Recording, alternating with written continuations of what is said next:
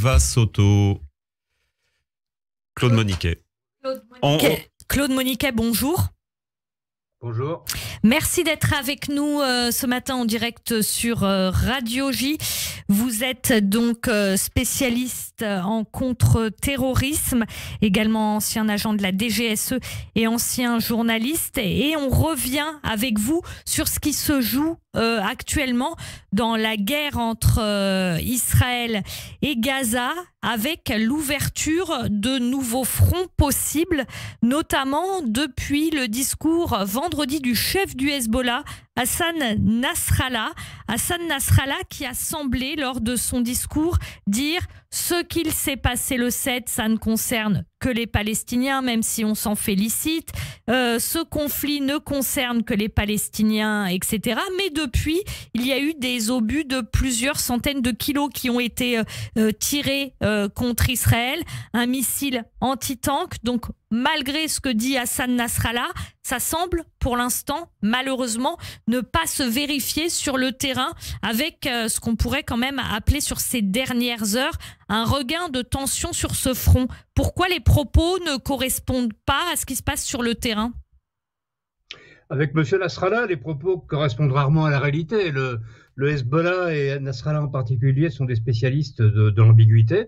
Et en fait, ce que nous a dit Nasrallah vendredi dans un discours qui a duré 1 heure et qui était très très attendu, c'est on nous demande si nous allons entrer dans la guerre. Mais en fait, nous sommes déjà dans la guerre depuis le 8 octobre et nous remplissons des missions essentielles dont le monde ne se rend pas vraiment compte en immobilisant, et ça c'est pas faux, en immobilisant une centaine de milliers de soldats israéliens à la frontière libanaise, en ayant forcé Israël à évacuer, à porter le poids de l'évacuation de dizaines de milliers de citoyens de la région nord.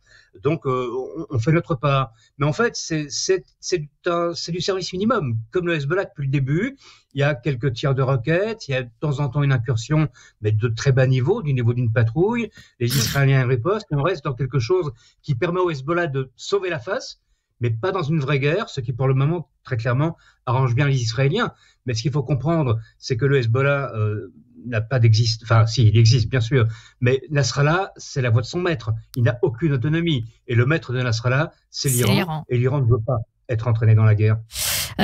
Claude Moniquet, l'Iran ne veut pas être entraîné dans la guerre, mais le Hamas, qui est aussi actuellement en lien et en fort contact avec l'Iran, voire qui est aidé par l'Iran, le Hamas, lui, s'est engagé dans la guerre. Pourquoi l'Iran, qui semble être à la manœuvre, fait une telle différence entre le Hamas et le Hezbollah dans ce conflit finalement?